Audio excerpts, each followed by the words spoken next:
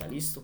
Para poder construir una malla curricular es importante y es necesario que tengamos unos aspectos mínimos claves que son necesarios y otros que podemos entrar a trabajar dependiendo de si queremos o no queremos hacerlo.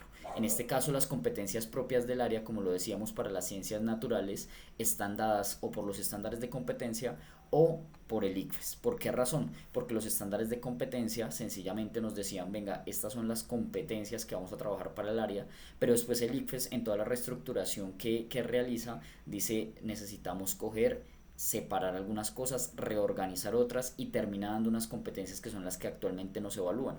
Entonces lo más lógico es tomar esas competencias como nos están evaluando y de esta manera organizar nuestra malla curricular, porque sencillamente nos están diciendo los vamos a evaluar de esta manera, vamos a fijarnos en esto. Entonces lo más coherente es que nosotros partamos de esas competencias del área y podamos estructurar todo nuestro proceso de enseñanza-aprendizaje de esa manera. Adicionalmente, tenemos unos componentes que nuevamente si nos vamos a los estándares son unos, si nos vamos al documento rector del ICFES son otros, pero son los mismos con una articulación diferente.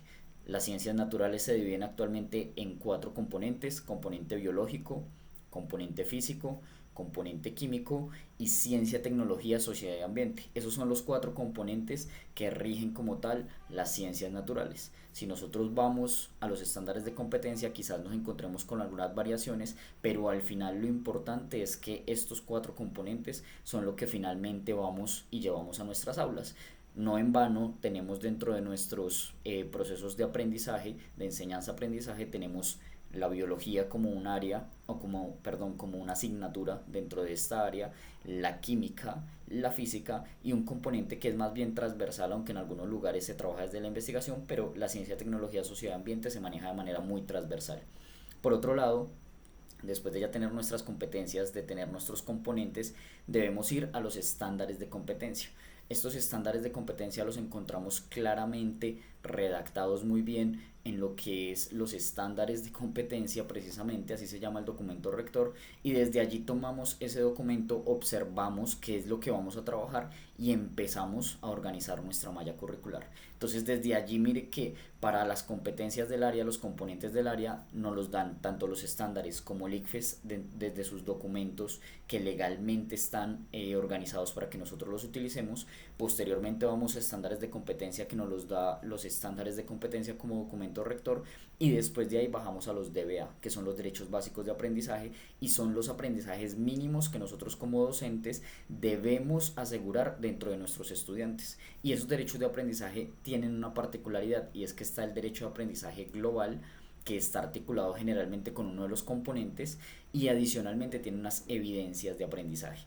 Estas evidencias de aprendizaje nos va a decir qué debemos hacer en el aula e incluso nos da ejemplos de cómo los podríamos trabajar. Entonces es importante que estos componentes que tenemos acá y que estamos señalando se respeten, lo que son competencias del área, lo que son componentes como tal también del área, lo que son los estándares de competencia y finalmente los derechos básicos de aprendizaje. Posteriormente, en algunas mallas curriculares, en algunos documentos aún se manejan los ejes conceptuales y también se manejan actividades de aula.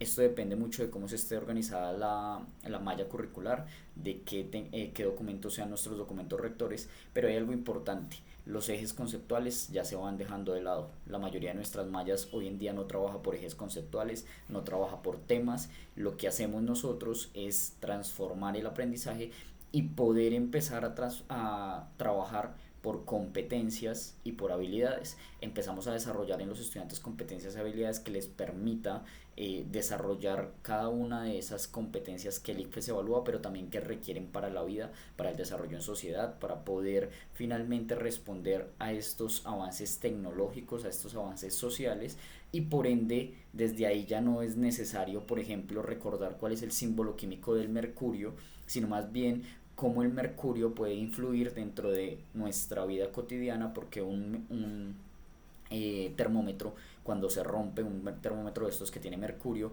no es aconsejable el ir y tocar directamente el mercurio. ¿Qué opción tengo yo para poder hacer una amalgama con ese mercurio y poderlo retirar? Entonces desde ahí ya no es importante recordar esos conceptos teóricos, sino que necesitamos fortalecer esas habilidades y esas competencias que nos ayuden a poner todo ese conocimiento al servicio de la vida, de la cotidianidad y de lo que es nuestro día a día. Desde allí, por eso la invitación es a empezar a transformar estas mallas curriculares apuntando más ese trabajo por competencias y habilidades que hacia los ejes conceptuales o hacia las temáticas puntualmente. Adicionalmente, las mallas curriculares tienen unas competencias genéricas. Esas competencias genéricas son transversales a todo el proceso, son aplicables en todas las áreas y van hacia el saber hacer y el ser. Desde allí es importante reconocer que estas competencias genéricas lo que buscan es desde el área poder transversalizar el proceso y poder desarrollar estas competencias en el estudiante, que lo hagan un ser que tenga unas habilidades y unas características propias para responder a lo que él necesita dentro de su proceso de enseñanza-aprendizaje, pero también más adelante dentro de su proceso de vida. Y finalmente, cuando ya tenemos estos básicos dentro de nuestra malla curricular, podemos empezar a hacer construcción y por ende vamos a hacer análisis.